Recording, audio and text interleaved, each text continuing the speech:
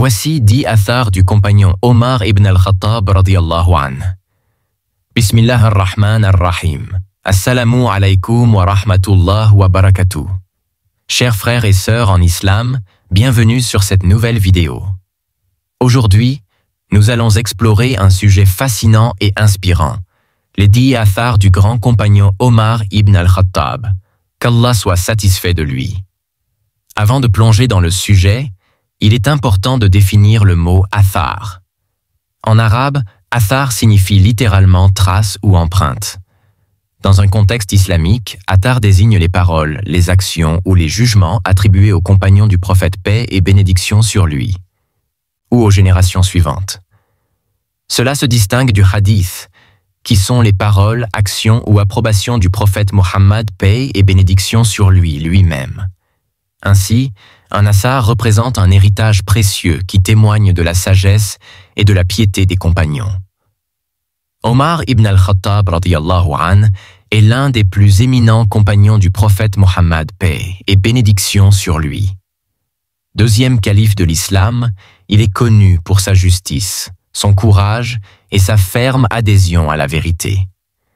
Le prophète paix et bénédiction sur lui a dit à son sujet: « Si Satan croise Omar sur un chemin, il emprunte un autre chemin. » Rapporté par Al-Bukhari et Muslim. Venons à présent au cœur du sujet, les 10 athars d'Omar ibn al-Khattab. Premièrement, son amour pour la justice. Omar était connu pour sa justice exemplaire.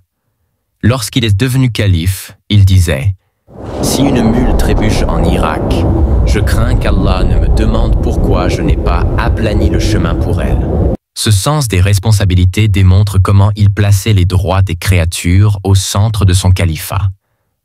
Deuxièmement, son courage au service de l'islam. Avant sa conversion, Omar était un adversaire redoutable de l'islam. Mais après sa conversion, il a déclaré avec force: « Quiconque veut que sa mère le perde, qu'il m'affronte derrière cette colline. » Cela montre son courage inégalé dans la défense de la vérité. Troisièmement, son rôle dans l'établissement de la Hijri, le calendrier islamique. Sous son califat, Omar a établi le calendrier Hijri basé sur l'événement de l'hégire du prophète paix et bénédiction sur lui.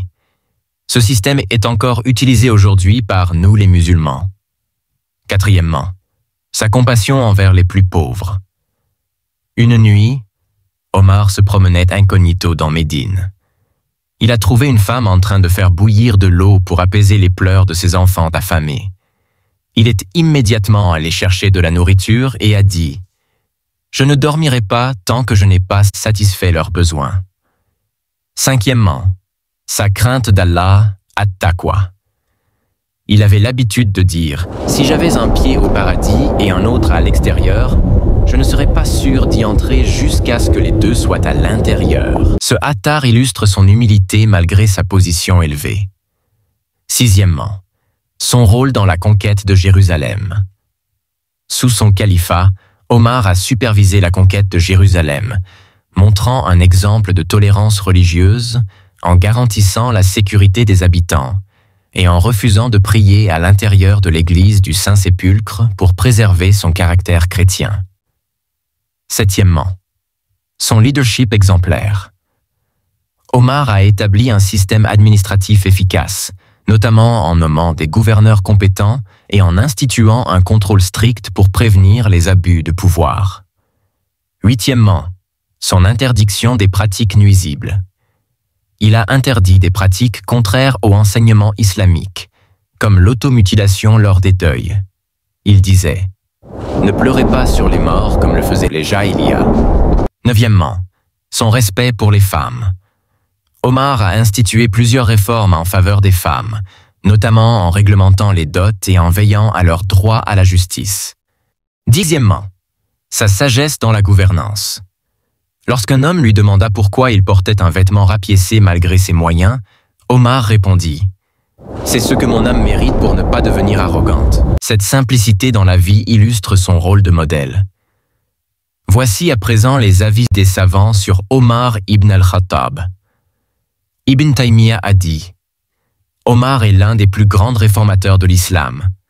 Sa justice est un phare pour les générations. Al-Qurtubi mentionne: le califat d'Omar est une preuve claire que la justice est la clé de la stabilité dans toute société.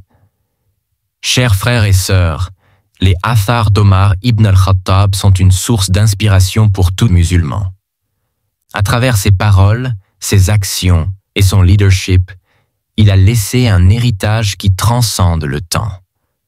Que nous soyons dirigeants, parents ou simples membres de la communauté, nous avons tous quelque chose à apprendre de son exemple. N'oubliez pas de vous abonner, de liker cette vidéo et de partager avec vos proches. Permettez-moi de vous parler rapidement de notre branche officielle LNGLM Tilawatul Qur'an. Si vous aimez écouter de belles récitations du Saint-Coran avec un excellent respect des règles du Tajwid, alors cette chaîne est faite pour vous. Nous collaborons avec des récitateurs et récitatrices du monde entier pour vous offrir des moments de spiritualité uniques. Abonnez-vous à LNGLM Tilawatul Qur'an. Activez la cloche pour ne manquer aucun contenu et partagez avec vos proches pour diffuser la parole d'Allah. Le lien est dans la description, Inch'Allah. Si cette vidéo vous a été bénéfique, je vous invite à liker et à vous abonner pour rejoindre notre communauté inspirée par la science islamique et les rappels bienveillants. Grâce à vos likes et abonnements, l'algorithme permettra à cette vidéo d'atteindre encore plus de musulmans francophones qui, comme vous, pourraient en tirer profit. En soutenant cette chaîne, vous devenez acteur de notre mission pour répandre davantage de bien autour de nous. Merci du fond du cœur à ceux qui nous suivent et soutiennent notre travail. Chaque geste compte et nous aide à toucher plus de cœurs.